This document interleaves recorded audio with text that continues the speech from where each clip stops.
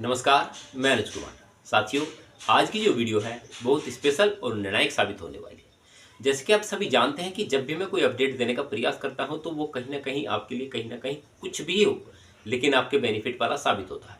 आज की जो वीडियो होगी उसमें पहले पहले मैं आपको बता दूं कि 3 मुद्दे स्पेशल होने वाले हैं। पहला होगा हमारा डीए को लेकर, दूसरा होगा कम्युनिकेशन बहाली को लेकर जो अभी सुप्रीम कोर्ट का हाल ही में फैसला आया है उसी को लेकर, और तीसरा होगा अब कानून व्यवस्था में बदलाव किए गए हैं तो कानून की जो मूर्ति है, जिसे आप कानून की देवी मानते हैं, जो अदालतों में आपने देखी होगी, फिल्मों में भी उसे दिखाया जाता है, तो उसमें भी बदलाव किए गए हैं। तीनों टॉपिक बड़े अहम होने वाले हैं क्योंकि इन सभी में सुप्रीम कोर्ट का फैसला जरूर होता है। पहले बात करते हैं, देश के 1 करोड़ से अधिक केंद्र कर्मचारियों और पेंशन भोगियों के लिए बड़ी राहत भरी खबर आ चुकी है। सरकार जल्द ही उनके महंगाई भत्ते डीए में बढ़ोतरी करने जा रही है। यह बढ़ोतरी दिवाली से पहले होने की उम्मीद है, जो कर्मचारियों के लिए एक बड़ा तोहफा साबित होगा। आइए महत्वपूर्ण खबर के बारे में विस्तार से जानते हैं। महंगाई भत्ता, जिसे अंग्रेजी में डीए अलाउंसमेंट का या संक्षेप में डीए कहा जाता है, सरकारी कर्मचारी को दिए जाने वाला एक अतिरिक्त भुगतान है। यह भत्ता कर्मचारियों को बढ़ती महंगाई राहत से राहत देने वाला होगा। सरकार हर साल 2 बार जनवरी और जुलाई में इस भत्ते की बदलाव करता है। पहले हम चर्चा करते हैं कि किन किन को इसका लाभ मिलेगा। न्यूनतम वेतन वाले कर्मचारियों, जिनकी कर्मचारियों की बेसिक सैलरी 18,000 रुपये है, में 540 रुपये से लेकर 720 रुपये तक की बढ़ोतरी हो सकती है। और औसत वेतन वाले कर्मचारियों, अगर किसी कर्मचारी की सैलरी कुल 30,000 रुपये है और उसका बेसिक वेतन 18,000 रुपये है, तो उसका डीए 9,000 रुपये से बढ़कर 9,540 रुपये हो जाएगा।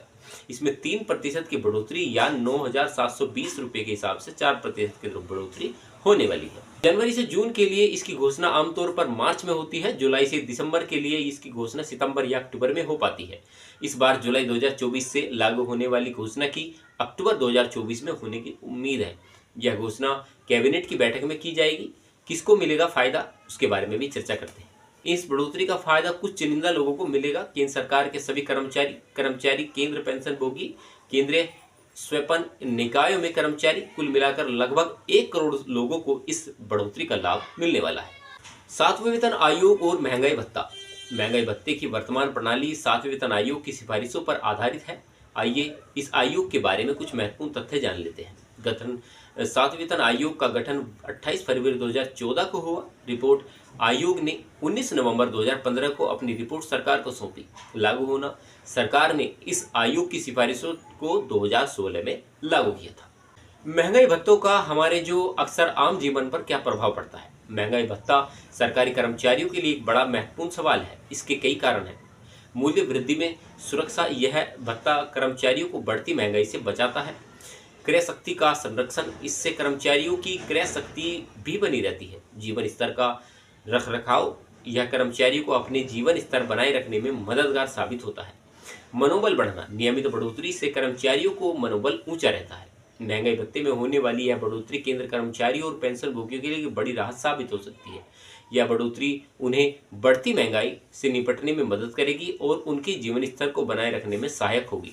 हालांकि यहाँ ध्यान रखना महत्वपूर्ण है कि महंगाई भत्ते में बढ़ोतरी एक नियमित प्रक्रिया है जो हर 6 महीने के बाद होती है।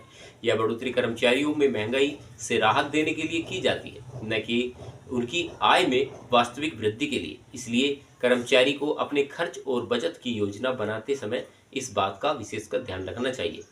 अंत में यह बढ़ोतरी सरकार की ओर से कर्मचारियों के प्रति संवेदनशीलता दर्शाती है और यह दर्शाता है कि सरकार अपने कर्मचारियों के कल्याण के प्रति सजग है और उनकी आर्थिक चुनौतियों को कम करने के लिए प्रयासरत है।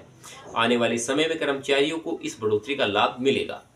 हाल ही में सुप्रीम कोर्ट ने एक महत्वपूर्ण फैसले में 15 साल की कम्युनिकेशन रिकवरी को चुनौती देने वाली घोषणा की याचिका खारिज कर दी, जिससे देश भर के पेंशन भोगियों को बड़ी राहत मिली है। यह फैसला उन पेंशन भोगियों के लिए विशेष रूप से राहतकारी साबित हुआ जिन्होंने अपनी पेंशन का एक हिस्सा अग्रिम में लिया था और 15 साल की अवधि पूरा होने के बाद अपनी पूरी पेंशन पुनः प्राप्त कर सकेंगे। सबसे पहले हम जान लेते हैं कि कम्युनिकेशन रिकवरी आखिर है क्या। कम्युनिकेशन रिकवरी का मतलब है कि पेंशन भोगी अपनी पेंशन का एक हिस्सा एकमुश्त राशि के रूप में अग्रिम में प्राप्त करते हैं। इसके बदले में उन्हें 15 साल तक कम से कम पेंशन मिल पाती है और इसके बाद उनकी पूरी पेंशन बहाल हो जाती है। सुप्रीम कोर्ट के इस फैसले के बाद पेंशन भोगियों को यह आश्वासन मिला कि 15 साल की अवधि के बाद उनकी पूरी पेंशन को फिर से शुरू किया जाएगा। हालांकि सुप्रीम कोर्ट ने 15 साल की अवधि को खारिज कर दिया। कुछ राज्य सरकारों ने इसे घटाकर 12 से 13 साल करने की पहल की है। पंजाब और हरियाणा हाईकोर्ट ने भी इस मामले में 12 साल तक कम्यूटेशन की बहाली का आदेश दिया, जिससे पेंशन भोगियों को अतिरिक्त वित्तीय राहत मिलने की संभावना है। सुप्रीम कोर्ट का यह निर्णय पेंशन भोगियों के लिए महत्वपूर्ण जीत है और इससे उनकी दीर्घकालीन वित्तीय सुरक्षा में सुधार होगा। हालांकि कम्यूटेशन अवधि को घटाने की मांग अब भी जारी है, जिससे पेंशन भोगियों को और अधिक लाभ मिल सकेगा। भारत में अब कानून अंधा नहीं, न्याय की देवी की आंखों से उतरी पट्टी, संविधान ने ली तलवार की जगह। देश में कुछ समय पहले अंग्रेजों के कानून बदले गए। अब न्यायपालिका ने भी विदेशी ब्रिटिश युग को पीछे छोड़ते हुए नया रंग रूप अपनाना शुरू कर दिया है। सुप्रीम कोर्ट के जजों की लाइब्रेरी में न्याय की देवी की मूर्ति लगाई गई। इसमें आंखों से पट्टी हटा दी गई, हाथ में तलवार की जगह संविधान आ गया। सुप्रीम कोर्ट के जजों की लाइब्रेरी में न्याय की देवी की मूर्ति लगाई गई। इस मूर्ति में नई बात यह है कि पहले न्याय की देवी की मूर्ति के हाथ में जहां एक तराजू और दूसरे हाथ में तलवार होती थी, अब और आंखों पर पट्टी होती थी। अब नए भारत की नई देवी की आंखों में पट्टी खुल गई, यहाँ तक कि उनके हाथों से तलवार की जगह संविधान की आ गई। कुछ समय पहले ही अंग्रेजों के कानून बदले गए। अब भारतीय न्यायपालिका ने भी ब्रिटिश युग को पीछे छोड़ते हुए नया रंग रूप अपनाना शुरू कर दिया। ये सब कवायद CJI DY चंद्रचूड़ ने की। उनके निर्देश पर न्याय की देवी में बदलाव कर दिए गए। ऐसा ही स्टैचू सुप्रीम कोर्ट में जजों की लाइब्रेरी में लगाया गया है। अभी तक न्याय की मूर्ति की आंखों में पट्टी बंधी थी, एक हाथ में तराजू और दूसरे हाथ में तलवार थी। इससे जुड़ा मुहावरा सुर्खियों में रहता था कि कानून अंधा होता है। अदालतों में दिखने वाली मूर्ति को लेडी जस्टिस मूर्ति कहा जाता था। इस मूर्ति को मिस्र की देवी माता और ग्रीस देवी थेमिस के नाम से जाना जाता है। इसे सद्भावना, न्याय, कानून और शांति व्यवस्था जैसे विचारधारों का प्रतीक माना जाता है। ग्रीस में थेमिस को सच्चाई और कानून व्यवस्था का प्रतीक माना जाता है। किविंद के मुताबिक डिकी जूस की बेटी थी, वो इलाके के लोगों के साथ न्याय करती थी। वैदिक संस्कृत में डियोस द्वारा जियोस को प्रकाश और ज्ञान का देवता बृहस्पति कहा जाता था। जस्टिस देवी डीकी का रोमन विकल्प थी। डीकी की आंखों पर पट्टी बंधे हुए दिखाई गया।